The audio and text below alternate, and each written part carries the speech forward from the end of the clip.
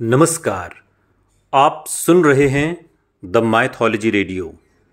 ग्रंथों में भगवान और उनके भक्तों से जुड़े कई किस्से और कथाएं वर्णित हैं और उन्हीं में से एक है श्री कृष्ण और भक्त सुरथ की कथा।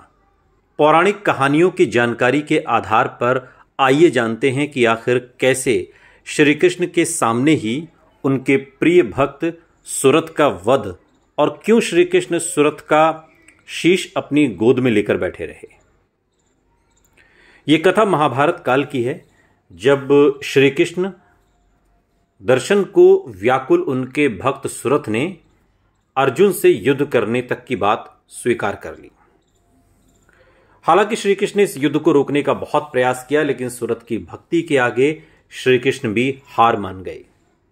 दरअसल हुआ यूं कि महाभारत युद्ध के बाद जब युधिष्ठिर ने अश्वमेध यज्ञ करने के बाद यज्ञ का घोड़ा भ्रमण के लिए छोड़ा, तब चंपकपुरी के राजा हंसध्वज ने उनके बेटे सुरथ ने श्री कृष्ण के दर्शनों की लालसा से अश्वमेध के घोड़ों को पकड़ लिया।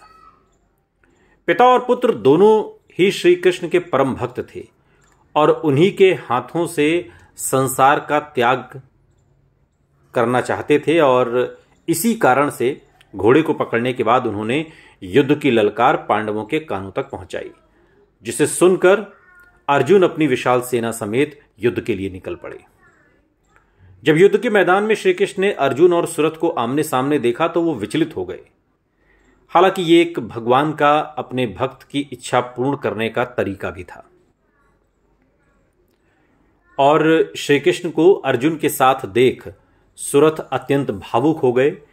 श्री कृष्ण ने भी अपने भक्त के हाव भाव और उसकी भक्ति की पहचान कर ली और अर्जुन को युद्ध से लेकर अब लौटने को कहा। युद्ध से अर्जुन को कुछ समझ नहीं आ रहा था कि आखिर ये हो क्या रहा है और क्यों कृष्ण उन्हें सुरथ से युद्ध नहीं करने देना चाहते।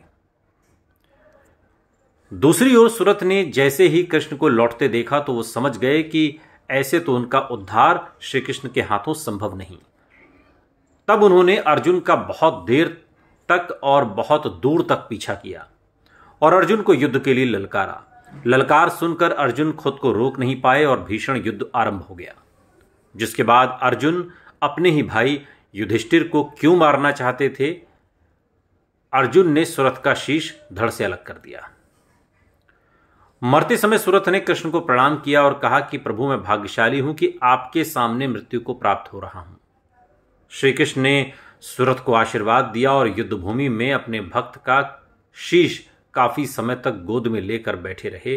फिर अर्जुन के टोकने पर उन्होंने अपने भक्त के शीश को सम्मान सहित उसके राजमहल पुनः भेजा। सुनते रहिए द माइथोलॉजी रेडियो। सुनता है सारा इंडिया।